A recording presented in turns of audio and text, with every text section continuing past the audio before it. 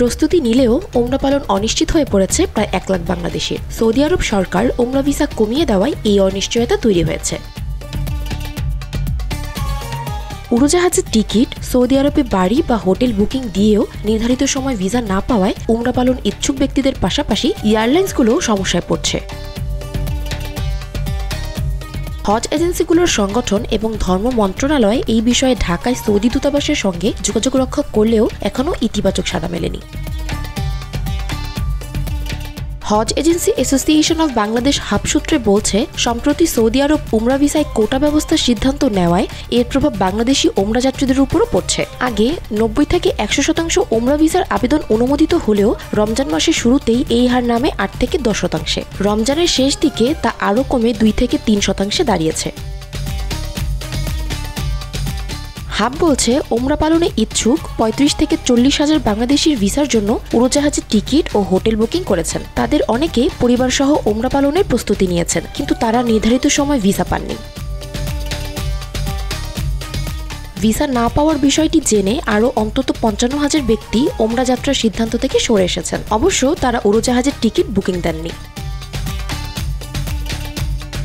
Visa না মেলায় ওমরা প্রত্যাশীদের মতো ওমরা এজেন্সিগুলো বড় আর্থিক ক্ষতিতে পড়েছে, কারণ বেশিরভাগ ক্ষেত্রে ওমরা যাত্রীর জন্য আগাম টিকিট ও হোটেল বুকিং দেয় এজেন্সিগুলো। ক্ষতির কারণে কিছু এজেন্সি এই পরিস্থিতিতে কার্যক্রম স্থগিত রাখার চিন্তা করছে। এয়ারলাইন্সগুলোরও একই অবস্থা, কারণ যাত্রীরা ভিসা জটিলতার কারণে টিকিট বাতিল করছেন বা ফ্লাইট পুনর্নির্ধারণ করতে বাধ্য হচ্ছেন। সৌদি সরকার ওমরা ভিসার ক্ষেত্রে সম্প্রতি কোটার ব্যবস্থা চালু করেছে।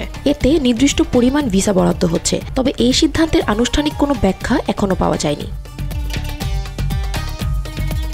বিশ্লেষকদের মতে, সৌদি কর্তৃপক্ষ অভ্যন্তরীণ ব্যবস্থা ও ধর্মীয় স্থানগুলোর নিরাপত্তা নিশ্চিত করতে এবং অতিরিক্ত জনসমাগম ও ব্যবস্থাপনার চ্যালেঞ্জ এড়াতে এই ধরনের পদক্ষেপ নেন।